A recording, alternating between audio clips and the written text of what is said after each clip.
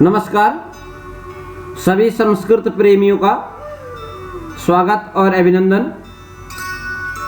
महाकवि कालिदास विरचित अभिज्ञान शाकुंतल नाटक के प्रथम अंक में राजा दुष्यंत और सूत का संवाद चल रहा है। राजा आश्रम क्षेत्र में आता है और वहां कृष्ण सार मृग को देख करके उस पर धनुष बाण चढ़ा देता है, परंतु इधर से वैखानस तपस्वी आता है और वह कहता है कि हे राजन, यह जो मृग है यह आश्रम का मृग है और आपको यह मृग नहीं मारना चाहिए। पुनः तुरंत ही राजा जो है अपने धनुष और बाण को धनुष से बाण को अलग कर देता है। तो वैखानस कहता है कि यस्य जन्म यस्य पुरोर्वंशे, तो कहता है कि भैया देखिए, आपका जो जन्म हुआ है ना वो पूर्ववंश के अनुरूप ही हुआ है, अतः आपको ऐसा ही एक चक्रवर्ती पुत्र की प्राप्ति होगी। और यह कहते हुए वैखानस चला जाता है और अब राजा और सूत का संवाद चल रहा है। राजा सूत से कहता है कि हमें पुण्य पवित्र आश्रम में प्रवेश करना चाहिए। और वह आश्रम कैसा है? निवारा सुख कोटरार्भक मुख भ्रष्टा तरुणाम अधा प्रस्निग्धा क्वचिदिंगुदी फलभिदः सूच्यन्त एवोपला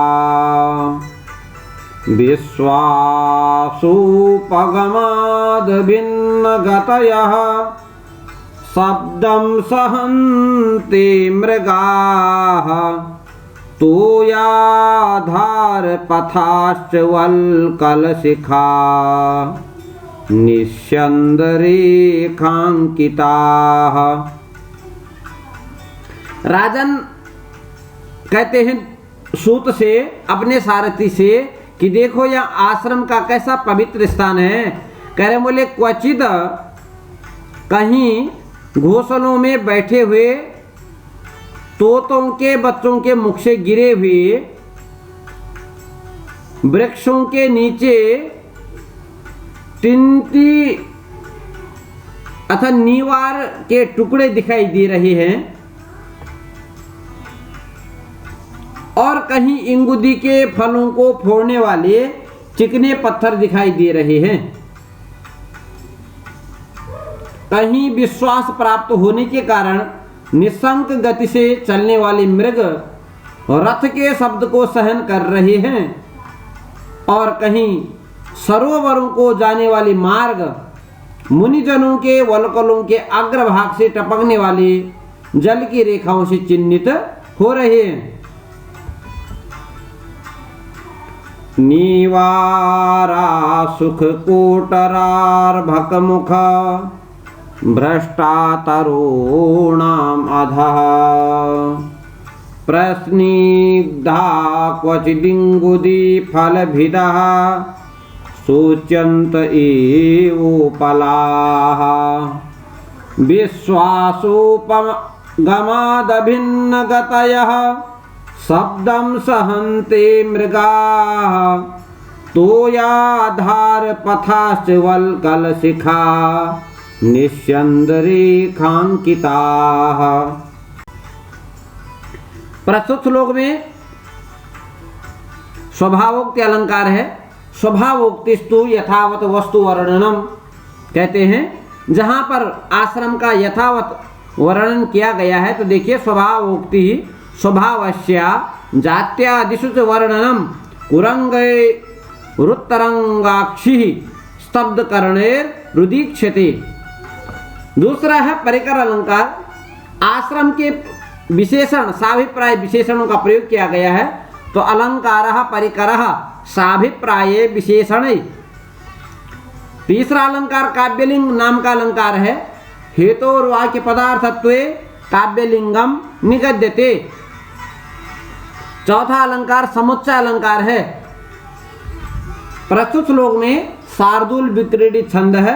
यह एक समवर्त छंद है, 19 अक्षरों का छंद है और यति जो है आदि से लेकर आदि से 12वें अक्षर पर और पुनः 7वें अक्षर अर्थात पादांत में होती है।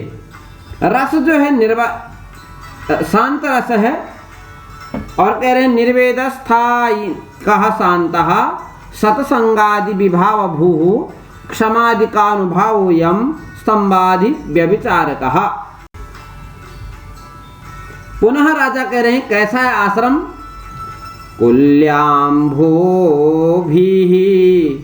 पवन चपलै साखिनो धौत मूला भिन्नो रागः किसलया रुचाम् आज्य धूमोद्गमेन इति चार्व्या उपवन भुवि छिन्नदर्भाङ्कुरायां नष्टाशङ्का हरिणशिशवो मंदमंदम चरन्ति।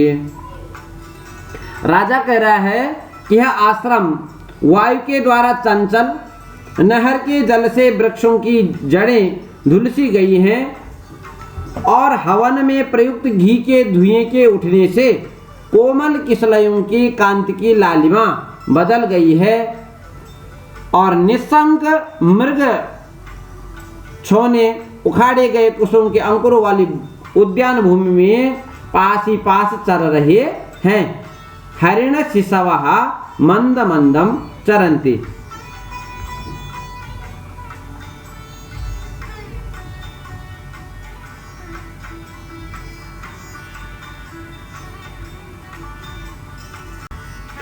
प्रस्तुत श्लोक में स्वभावोक्ति अलंकार है। स्वभावोक्ति ही स्वभावस्य जात्यादिषु च वर्णनम। काव्यलिंग अलंकार है और समुच्चय अलंकार है। देख लीजिए। मंदाक्रांत छंद है श्लोक में।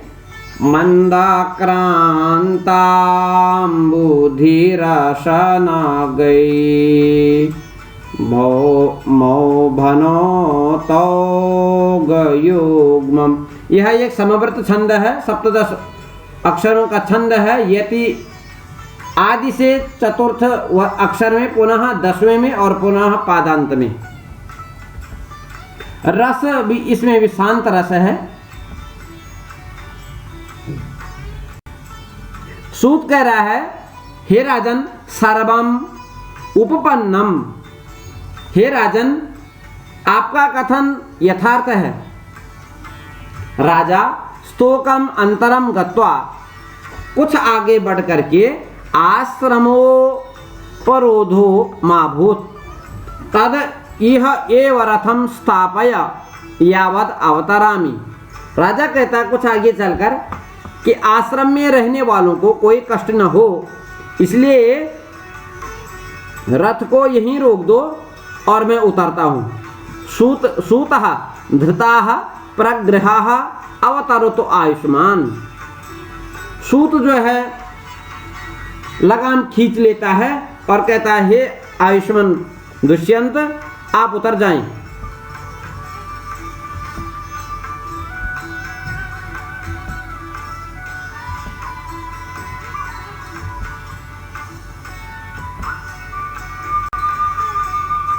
राजा कहता है अवतीर्य आत्मानम अवलोक्य च सूत विनीत वेशेन प्रवेष्टव्यानि तपोवनानि तद इमानि तावत गृह्यन्ताम आभरणानि धनुश्च। और इति सूतस्य अर्पयति। राजा जैसे ही आश्रम में प्रवेश करने को उद्यत होता है तो अपने उतरकर अपने आप को देख कर कहता है कि हे सूत, हे सारथी, तपोवन में सीधे साधे वेश में प्रवेश करना चाहिए। अतः जब तक मैं ये आभूषण और धनुष, तब तक ये जो आभूषण मुकुट और धनुष तुम ले लो, यह कहकर सूत को आभूषण अर्पित कर देता है। सूतः गृह्णाति, सूत ले लेता है आभूषणों को। राजा यावत् आश्रम वासिनः प्रत्यवेक्ष्य निर्वर्तिष्ये तावद आद्रपृष्टाः क्रियन्तां वाजिनः। राजा कहता है, हे सारथी, जब तक मैं आश्रम वासियों के दर्शन न कर लूं तब तक आप घोड़ों को ठंडा कर लो, अर्थात घोड़ों को स्नान करा लीजिए। सूत कहता है, यथा आज्ञापयति आयुष्मान, जैसे आपकी आज्ञा हो ही राजन, मैं वैसे ही करता हूं। और उसके बाद जो है राजा जो है कुलपति कर्ण के आश्रम में प्रवेश करता है और देखा परिक्रम्य अवलोक्य च, परिक्रमण करके घूम करके और देख करके, इदम आश्रम परम इदम आश्रम पदम तावत प्रविशामि, यह आश्रम है और तो मैं चलता हूं, ठीक है। प्रवेश्य प्रवेष्टकेन निर्मितम सूचित्वा आये, और उसी समय उनकी दाहिनी भुजा फड़कनी शुरू करती है और वह अभिनय करके कहते कि अहो, यह तो आश्रम है और मेरी दाहिनी भुजा फड़क रही है, तो इसका कारण क्या है? तो इसका जो प्रसंग चलेगा वह कल चलेगा।